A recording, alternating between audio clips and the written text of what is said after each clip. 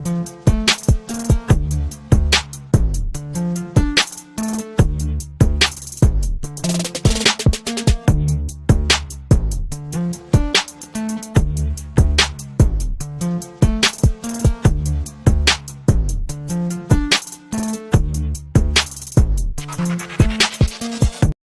video and episode of the It's Cavalier podcast is made possible by my supporters over on Patreon. If you enjoy the show here today, consider signing up. You'll get early access, exclusive videos, podcasts, member shoutouts, and more. And as always, thank you for watching.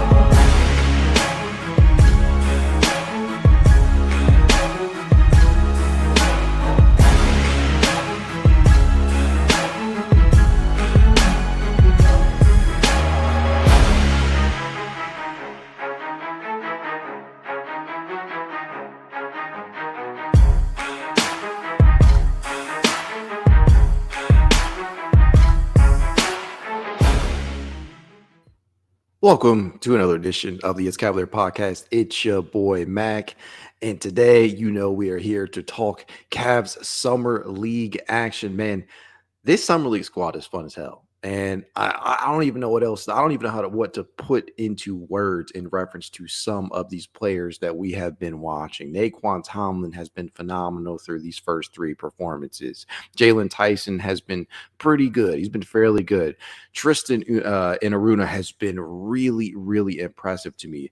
Norchad Omier, there's something there in terms of the rebounding skill set. But man, I'll tell you what, this has been a very, very fun squad to watch through the first couple of games. I mean, seriously, I know we're not supposed to overreact to much of what we see during Summer League action, so I understand that. You have to take everything that you see with a massive grain of salt. That much is fair. But at the end of the day, when you look at what the multitude of these players, whether it be Tyrese Proctor or Tyson or Tomlin or Omir or Saliu Niang, there are definitely bits and pieces of things that we can take away from this group of very young players and kind of just see where the future may lie for some of them. I got to tell you, that last two-way spot that was up for grabs and still very much is definitely becoming a larger internal debate for me, a struggle for me, because those of you who have listened to me in the last couple of live streams or follow me on any social media outlets know that I have been pushing heavy for Norchad Omir to get that last spot. But Tristan Enaruna is making things very, and I mean very competitive there. And I've heard nothing but glowing reviews in terms of what the Cavaliers believe of him. I mean, he's got NBA level size. The shooting is legit. The athleticism is there. There are just so many different things that he brings to the table that should intrigue you. Frankly, if you are a fan of the Cleveland Cavaliers, Tristan Enaruna is definitely somebody who should be on your radar in terms of that last two-way spot. Because honestly, when Emoni Bates was let go, or at the very least they did not tender him a qualifying offer, nobody really knew what they were going to end up doing with that final two-way spot, because you knew that you had Luke Travers already under contract. You knew that Naquan Tomlin, who has been absolutely phenomenal, who has been showing out throughout these first three performances, you knew that he was going to be in their long-term plans, at least for this season. And you know what? He has proven their allegiances to him have not been in vain. They have been very, very impressed with him. You knew that Kobe Altman and the belief in him was very, very high when you heard him on the broadcast the other day.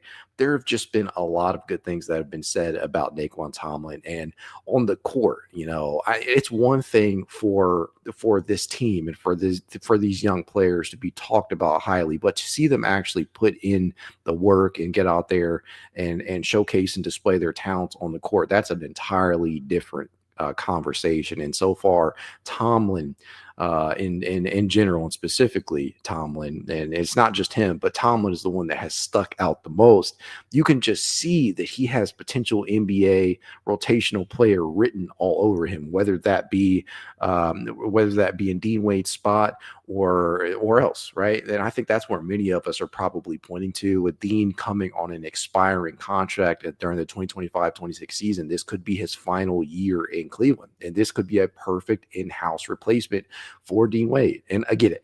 You never want to overreact to Summer League, but I'm not going to be coy here. This is not the first time that we have seen Nae'Qwan Tomlin perform well. It frankly is not. He was in the Cavaliers system playing with the Cleveland Charge last year before he got the 10-day contracts, and then was given the two-way. So this is not the first time that we are seeing him play basketball. And we all know, and we're aware of what his basketball journey has been thus far, not having nearly as extensive of a history playing hoops as many of his peers. But Tomlin, I mean, this is not the first time that we have seen this guy ball out. We saw numerous games with the Charge last year, and given real time, given real action, you have seen that development kind of play out from him, whether that be the handle out there, moving from left to right. He definitely has more handle and fluidity with the basketball in his hands than Dean Wade and some of the others at his position, in that position group in the front court, whether that be that three-point shot, which is falling. And the shot itself, the mechanics of it are smooth. As Tomlin would put up, if I'm not mistaken, Tomlin's stat line would read 11 points, 4 rebounds, 6 assists, 3 steals, 1 block. Then was a plus 24 for the Cleveland Cavaliers today. It wasn't the most efficient day for him overall, at 4 of 10 from the field, including 3 of 6 from three-point range. But I'll tell you this. He has shown the efficiency in the first 2 games. He has shown the versatility in all 3, and he has shown to be a quality defender out there. These are the things that I am loving from Naquan Tomlin. Like, I have not seen too many issues in his game so far. And again, it's Summer League. You have to take it with a grain of salt. But there have been few negative takeaways so far through these first 3 games. And if you want to point to the fouls, okay, whatever, what have you. But in the Summer League environment, are we really worried about that? Because truly, I'm not. I am not worried about that one bit. Tomlin just seems to be ready. And I know that this is all going to come down to timing. Does Kobe Altman, Mike Gainsey and company, do they believe that they should wait out the 50-game limit or the days that the two-way allots you on that contract before they convert him to a standardized deal? Do they go that route, or do they just immediately say, fuck it, we're going to go ahead and sign you to a standardized deal outright right now, get ahead of it, and give you that? And this is how we have to think of it too, right? Technically, the Cavaliers have 2 open roster spots. They have 2 open roster spots, but we all know that they will likely leave one open. So the way that I like to think about it is they have 1 roster spot left. That 14th spot could go to a free agent, or it could go to a two-way.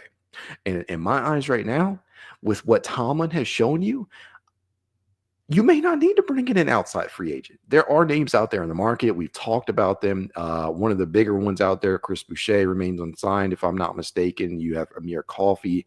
There are, I think Charles Bassey. There are a couple of names out there in free agency that I have covered and mentioned and whatnot, done videos on. But if you don't want to do that and you just want to go the in-house route, why not go ahead and standardize Tomlin's deal? That should be on the table. And I get it. It's going to be all about timing and how comfortable they feel with moving the time frame up for Tomlin, because you don't have to necessarily be in a rush. If you're Kobe Altman, you're Mike Gainsey, or at the very least Kenny Atkinson, and you believe that you probably should go into the season with Dean Wade as your 9th or 10th man off the bench, okay, I can certainly understand why you would want to maximize the time that you have with that 2A and just wait it out, a la the CPJ type of deal, where they just waited out that limit before standardizing his deal. So I can certainly understand why they may go that route, but there's a real in a realistic case to be made that Tomlin should just go ahead and be standardized right now with what he has shown you. I mean, how can you not be impressed with what you have seen on the film from him through these first 3 games or so? The points are there, the efficiency is there most of the time. There is there is the rebounding of it all on both ends of the floor, specifically on the offensive glass. He has been very, very impressive on the offensive glass, generating a ton of second chance opportunities. And the Cavaliers as a whole, let's get it straight right now. The Cavaliers were working on the offensive glass, really on both sides, but they pulled down 22 offensive rebounds today, 59 total. Tomlin in particular pulled down 2. And let me tell you something. When he pulls them down, he's not necessarily just tapping them out. And we have seen Dean Wade do that. We have seen numerous other players on the roster do that, but he is looking to put it back up a lot of times too. He is very much an active participant out there on the glass. And here's the thing. We have to take everything that we have seen with a grain of salt. But there are specific things in a summer league environment that you can point to that should stick out to you. Effort is definitely one of them.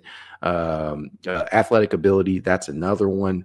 The willingness to go out there on the glass, I think that is something that you can take it into an NBA environment. It's not just summer league action in regards to that. 3-point shot making, we have seen guys put together big time performances, from beyond the arc. And I say all this to say I completely understand that while it is summer league, there is some takeaways. There are some positive takeaways from this type of environment. And for Tomlin in specific, it's not as if these are his first 3 games. We have seen him on the court before, and we have seen him do many of these same things.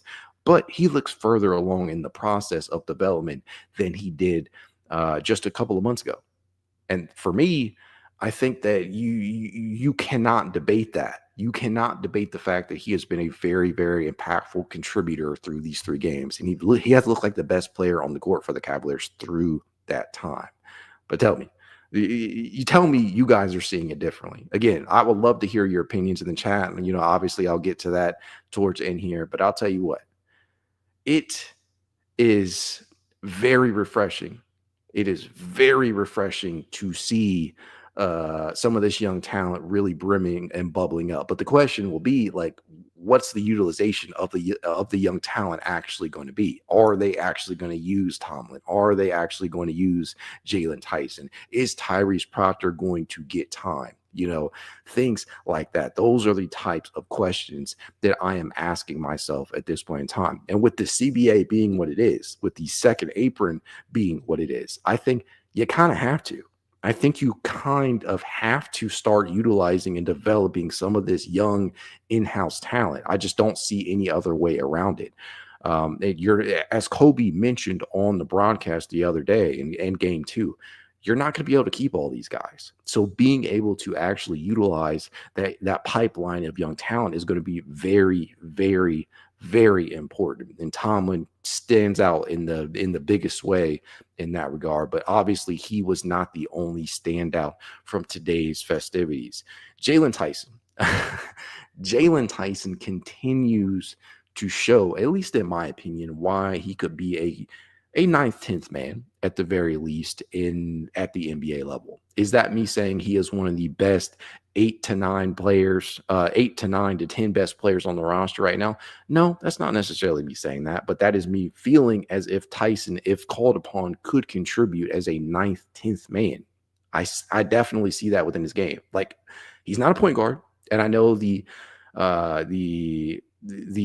decision to sit Craig Porter Jr., that makes sense, right? But without him being out there as your true point guard, that gives Jaylen Tyson the opportunity to get some more on-ball reps, which is something I think a lot of people were very, very interested in seeing him get, because we know that the facilitation, the passing, the distribution of the basketball and just ball handling in general it's in his game. It's in his wheelhouse. We saw him do it at Cal.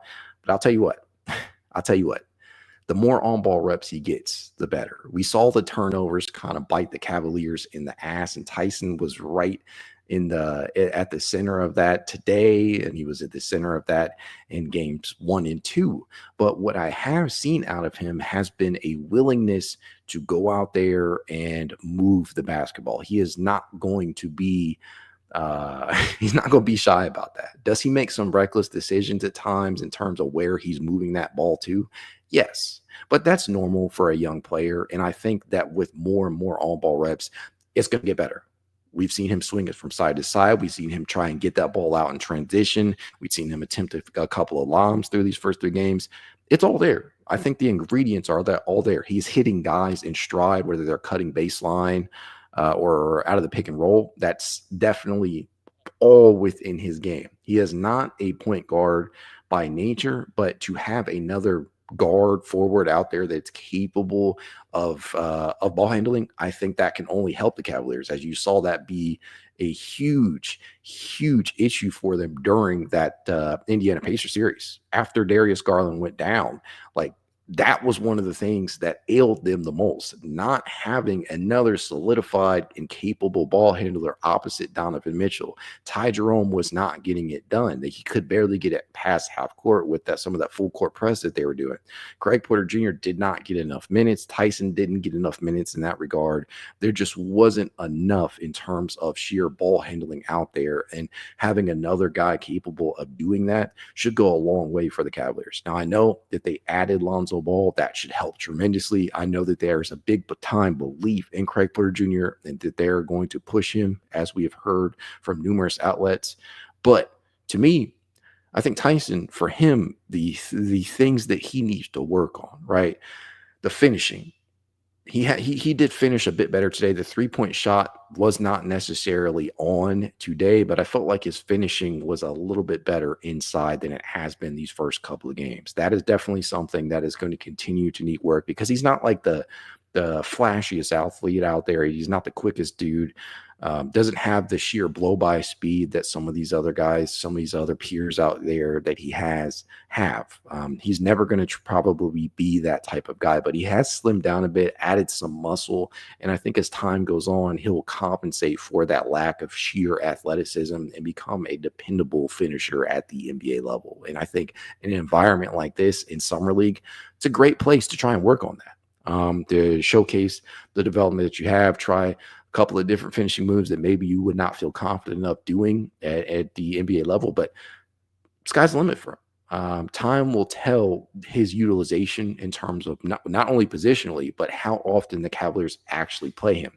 Because if I was a betting man, I wouldn't necessarily think that Tyson is immediately included in the rotation. Do I think he should be? Yes. But knowing Kenny Atkinson, I just don't know what the bench unit is going to look like. Now, at full strength, that's a tougher conversation. But at the beginning of the year, with Darius Garland very likely to miss the start of things, I think that plays a good role in terms of getting him minutes early on. I think Craig Porter Jr., Alonzo Ball, Jaylen Tyson, really the entire bench will probably benefit from those minutes that are going to be freed up from Darius not being out there. But in terms of the utilization of Tyson heading into the 2025-26 season, I'll be really, really interested in seeing what they're going to end up doing and what route they will go for some of the minutes that they are going to need to replace. Because as we know, no more Ty Jerome, no DG to start the year, no Isaac Okoro. So there's a lot of minutes that are potentially freed up there. And all indicators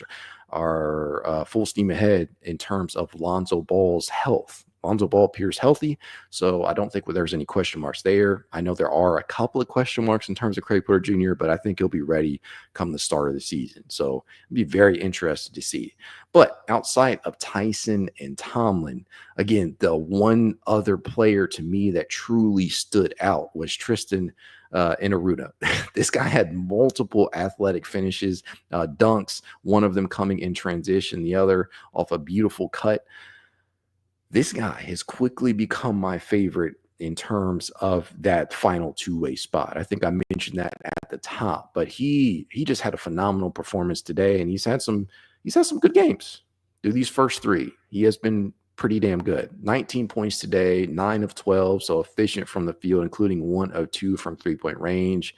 Showed the versatility out there, was active on the glass, moving the ball, and he ended up with 3 steals and a block today and was a +4 in 25 minutes of action. I have loved what I have seen out of him, and I get it. Again, just throwing the disclaimer out there, it is just summer league, and we do have to understand that. But again, in terms of two-way additions, I think you could do much worse than to give him that final spot, because entering summer league play, you guys already know, as I said, the one guy that I was thinking was going to be Norchad Omier, but I can't lie. I mean, I'm watching it play out in real time. Enaruna has stolen the spotlight, at least in my eyes. Now, who knows what the hell Kobe Altman and Gansey are thinking, but you would have to be blind to not see the impact that he has had out there on both ends of the floor. He's trying hard as hell. He's a home-based guy, comes from Cleveland State. It looks good. It looks good.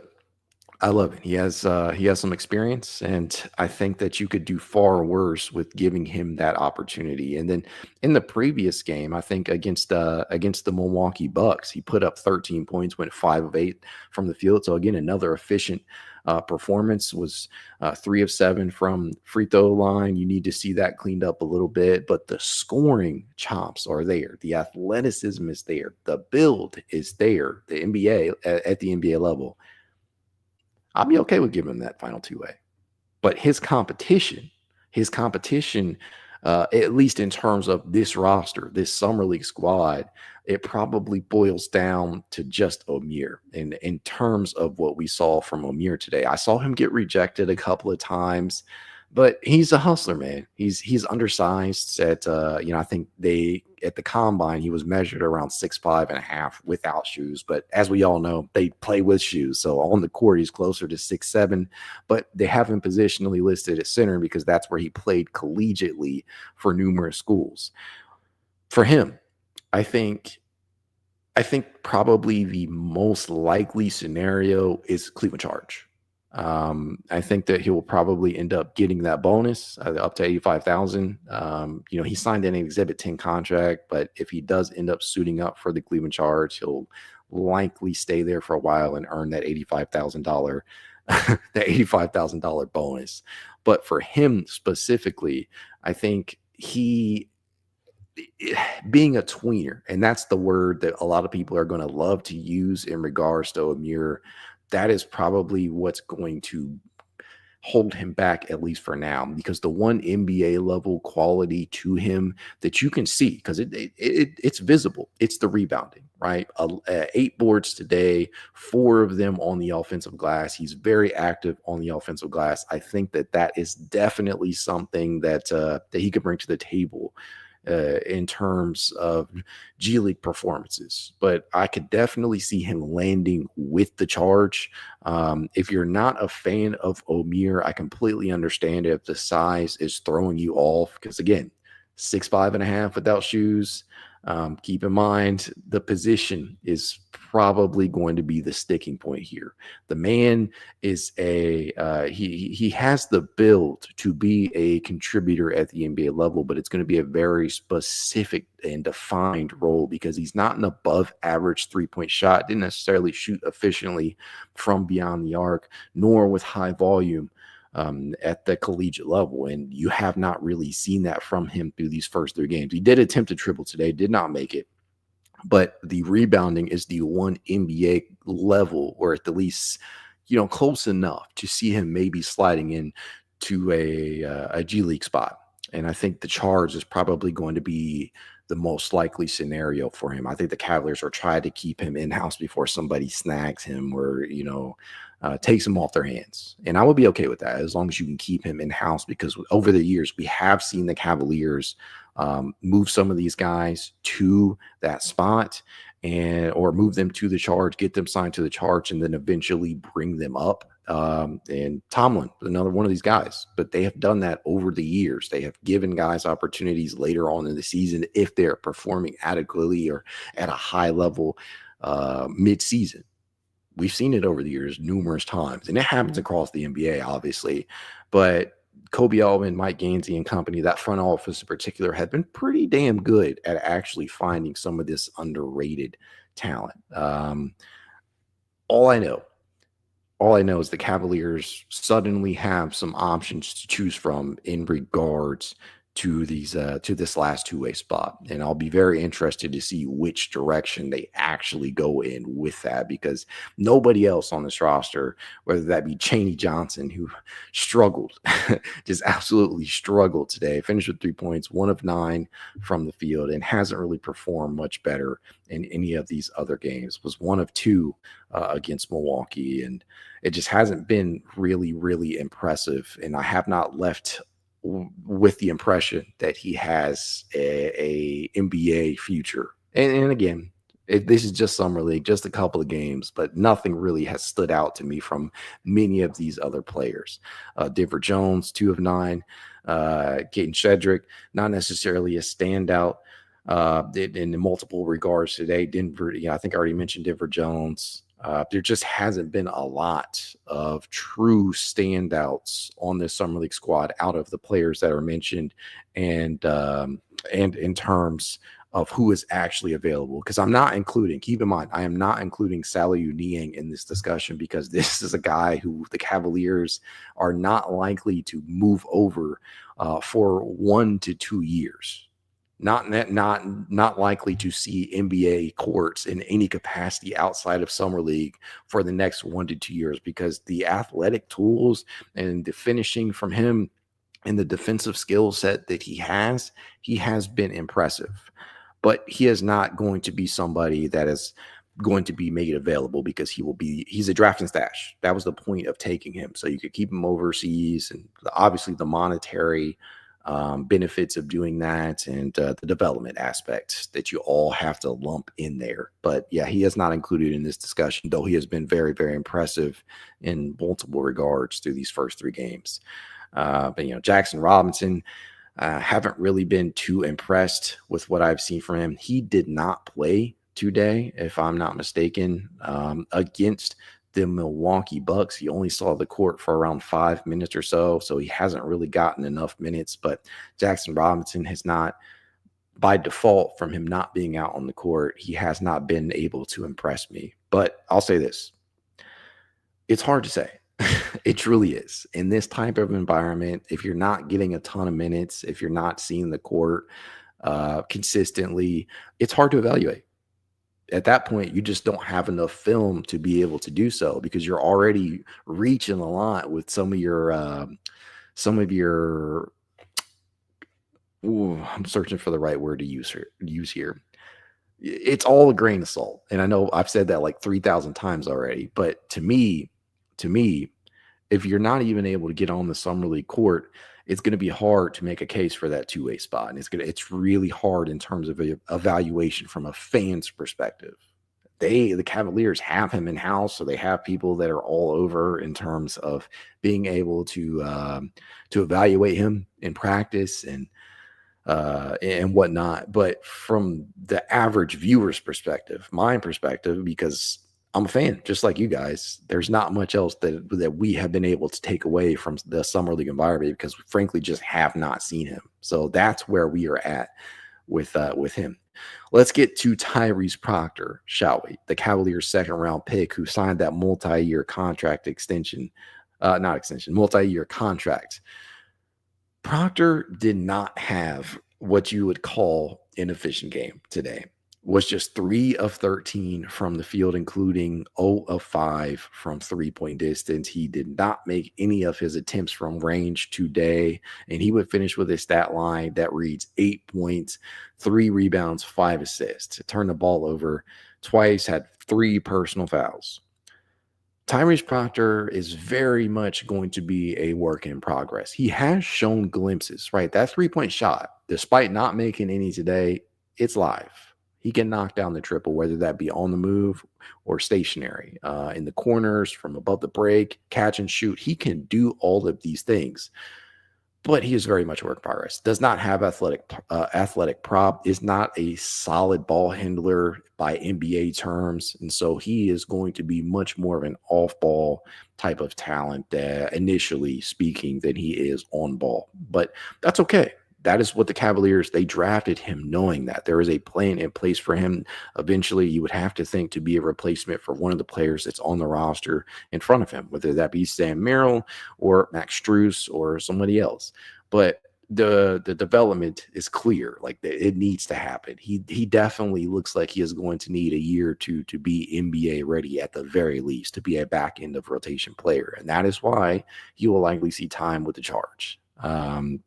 That is really all that I can take away from Tyrese Proctor's performance today. Definitely some things that stood out over this 3-game stint in total, but he looks every bit the part of a second-round pick.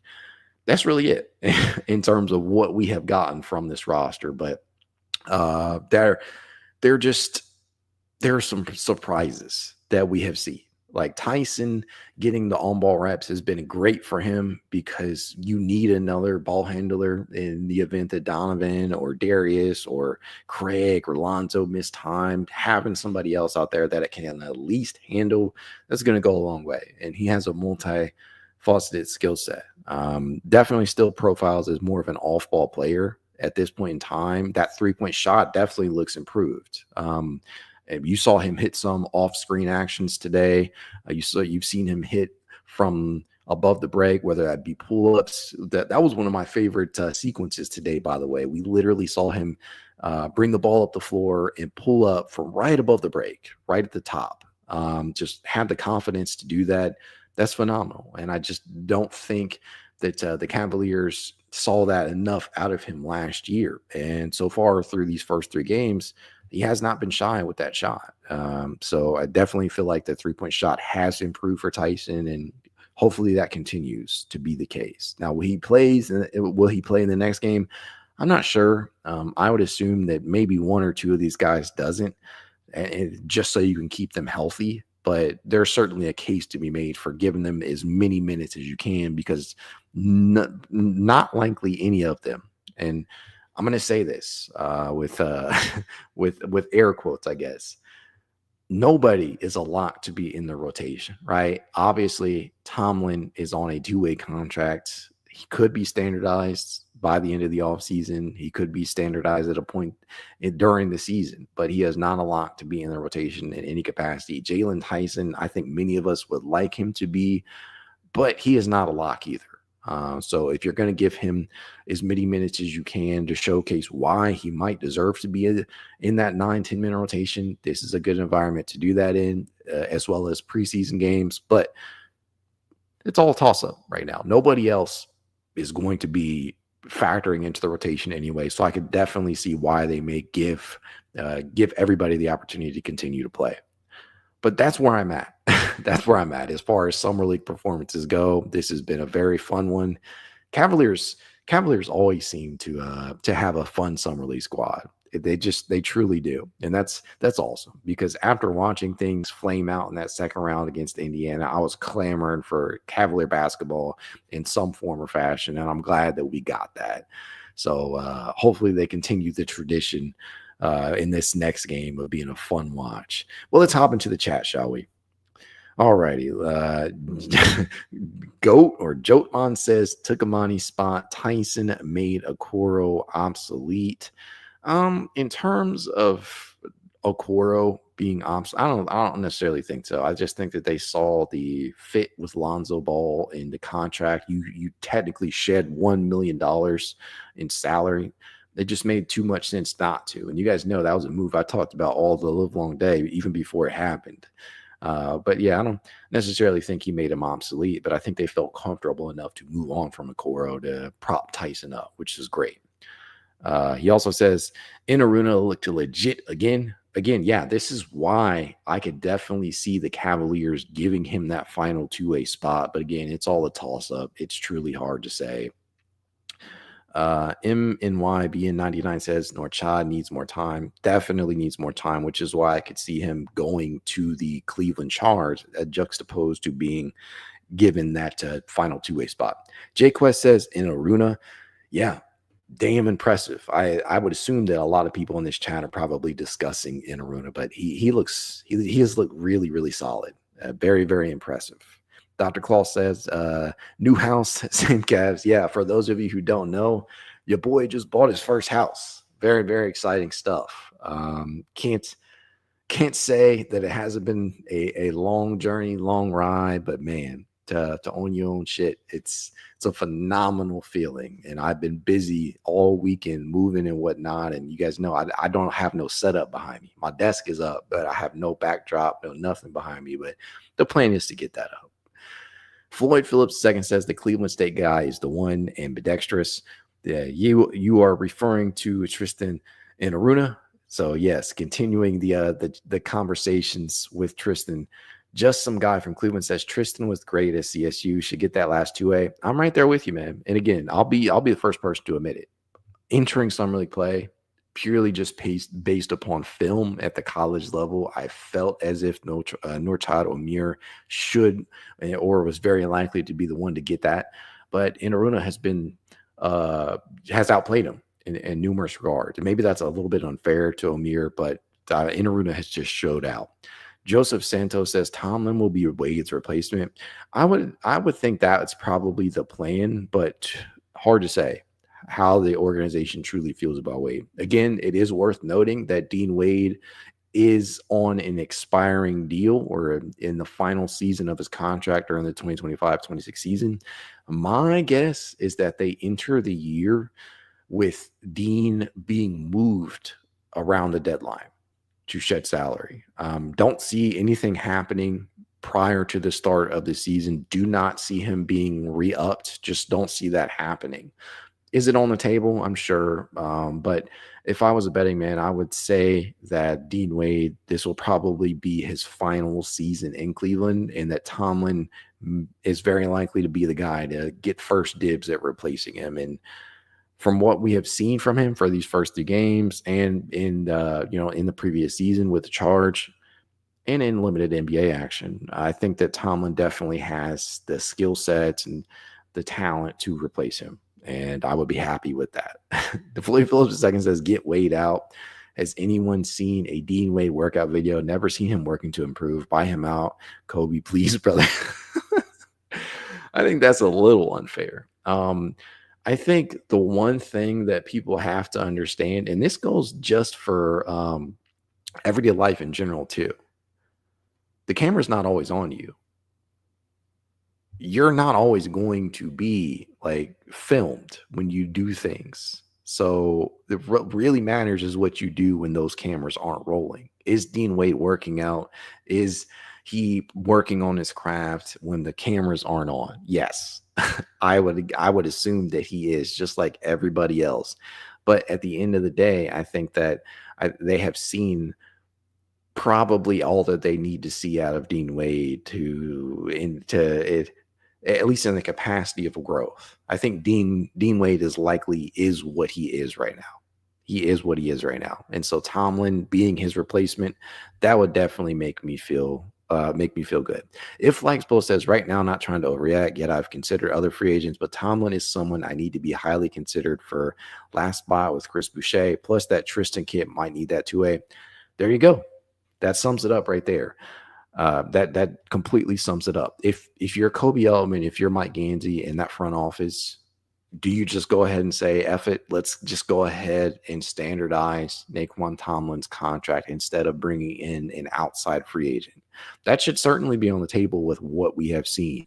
And again, that's not me saying that, like, if Chris Boucher was on the table, that's not me saying I'd rather have Naquan Tomlin if Boucher or Amir Coffey or somebody like that was on the table.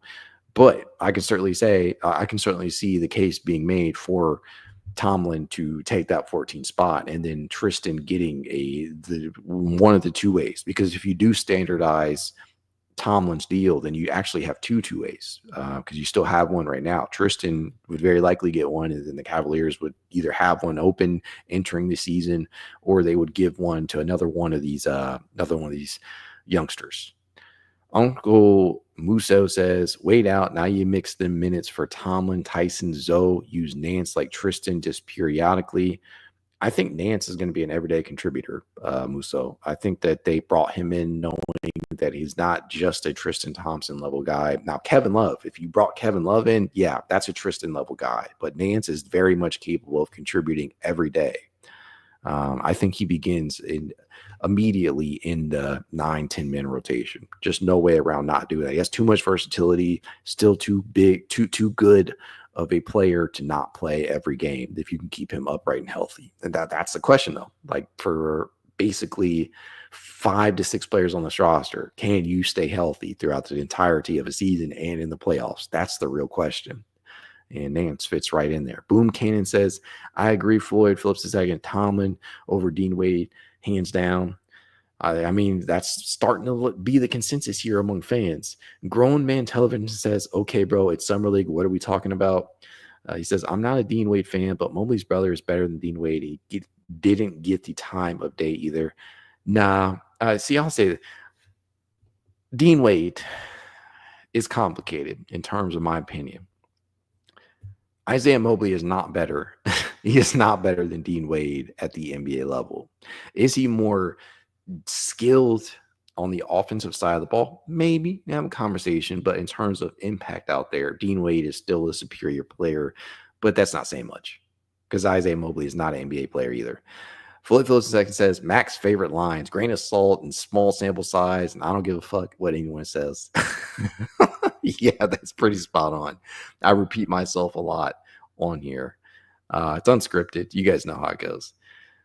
Boom Cannon says, Mobley brother couldn't defend better than Dean Wade. Exactly. Like, in terms of sheer impact out there, if you seriously believe that Isaiah Mobley is better than Dean Wade, you're probably not evaluating the correct way.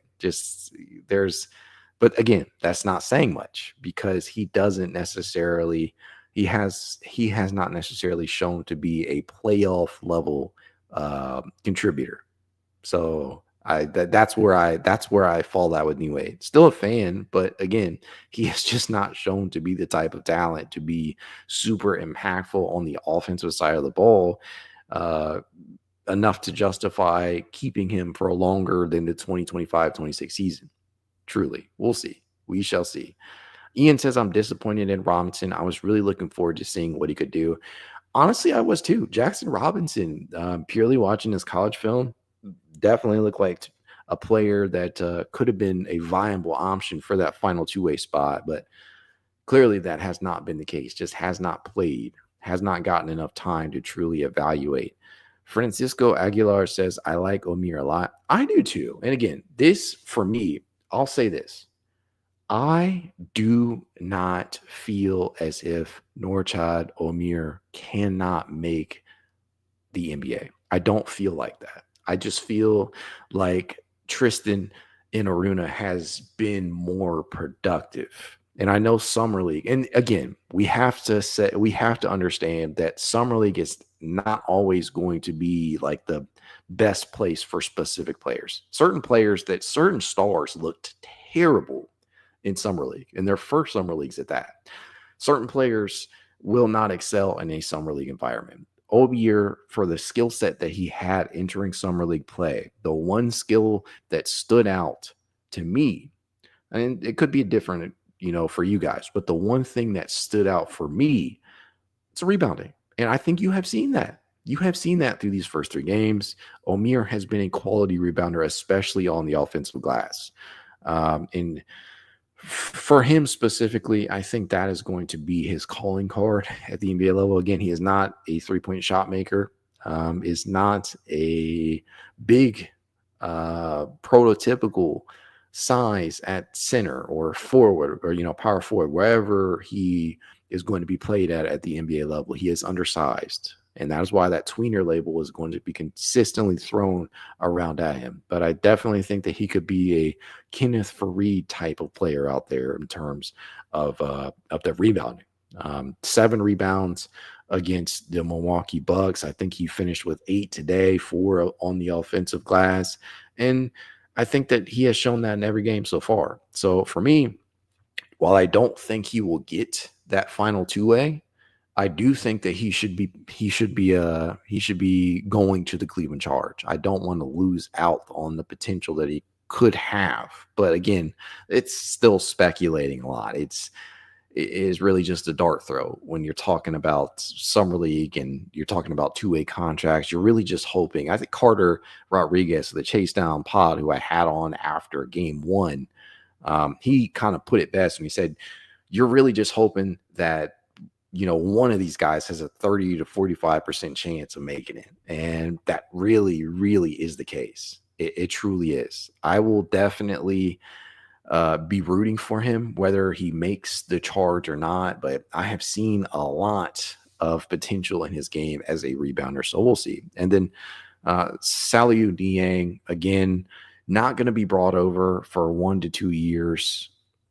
Not really a lot to talk about in terms of two-way viability because he's not available. The Cavaliers drafted him and will stash him for a year or two.